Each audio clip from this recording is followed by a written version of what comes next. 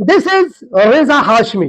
ये रेजा हाशमी है जो काफी मुस्कुराती है, और आज ये मुस्कुराकर बताएंगी कि मुस्कुराया कैसे जाता है, और कभी कभी ये नखरे भी दिखाती है। शौखी और शरारत इनके चेहरे पे तो यूं ही मुस्कुराती रहती है। थोड़ी सी शर्म भी है जो सिमट कर मेरी बाजुओं में आ रही है। देखिए, शर्म, खुशी, रोना, हंसना, ये जिबिल्लत है, और इसी जिबिल्लत को फ्राइड ने कहा था द इड। इड इड वो जिबिल्लत है जो इंसान को कुदरती तौर पर, पैदाइशी तौर पर उसको वदियत की जाती है।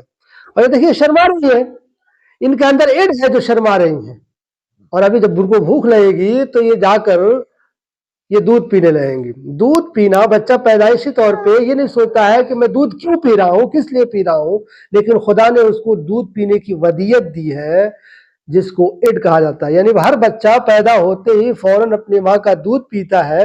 इस दूध पीने के तरीके को, सलीके को फ्राइड ने इड का नाम दिया है, जो बहुत सोचे समझे इंसान करता है।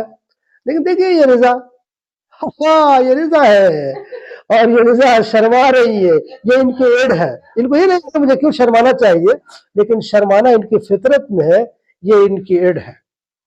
लेकिन जब ये सोचने और समझने लगे, और ये समझने लगे कि मुझे कब शर्माना चाहिए, किस बात पे शर्माना चाहिए, मैं क्यों शर्मा रही हूँ, शर्माने की क्या वजह है, तो ये इड के जुमरे से निकलकर ईगो में आ जाएंगी। ईगो में यानी ये पहचानने लगेंगी कि मैं क्या कर रही हूँ, किस लिए कर रही हूँ और क्यों कर रही हूँ, ये ईगो में आ जाएंगी। लेकिन जब ईगो इंसान का ये खुदाबंदी से मुतासिर होकर और उससे हिदायत पाकर जब ये अच्छे और बुरे में तमीज करने लगेंगी, और ये पहचान जाएंगी कि खुदा की जात है जिसने हम सबको पैदा किया, तो ये सुपर ईगो में आ जाएंगे। और ये सुपर ईगो जो है इंसान को जो है मोमिन बनाता है।